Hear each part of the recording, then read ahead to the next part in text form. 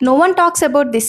Delivery తర్వాత అందరూ expect చేస్తారు చాలా హ్యాపీగా ఉండాలి అని. కానీ కొంతమంది మామ్స్ మాత్రం పోస్ట్ పార్టమ్ డిప్రెషన్‌తో సఫర్ అవుతున్నారు.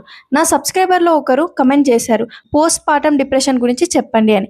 Firstly I want to appreciate her. చాలా డీటెయిల్‌గా ప్రాబ్లమ్ రైజ్ చేశారు. ఇది ఒక రీజన్ వల్ల కాదు, చాలా ఫ్యాక్టర్స్ రిలేట్ అయి ఉంటాయి. Number 1 hormonal imbalance.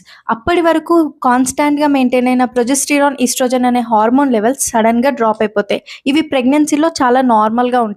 దానివల్ల వాళ్ళకి mood swings, irritability, anger issues, ఇంకా న్యూ మామ్స్‌లో అయితే ఫీడింగ్ ఇష్యూస్ కూడా ఉంటాయి. దీనివల్ల వాళ్ళు చాలా స్ట్రెస్ అయిపోయి ఎమోషనల్‌గా, సెన్సిటివ్‌గా ఉంటారు. And second reason lack of emotional support. అప్పుడే పుట్టిన బేబీని మనం ఎంత కేర్‌ఫుల్‌గా చూసుకుంటామో, అప్పటిదాకా ఎంతో స్ట్రెస్‌లో ఉన్న మదర్‌ని కూడా అంతే కేర్‌ఫుల్‌గా చూసుకోవాలి. చాలా ఎమోషనల్ సపోర్ట్, పార్ట్నర్ సపోర్ట్ అవసరం. సో పార్ట్నర్స్, మీరు మీ వైఫ్‌కి ఈ స్టేజ్‌లో సపోర్ట్ చేయకపోతే ఇంకెప్పుడు చేయలేరు. And third reason proper sleep and nutrition food.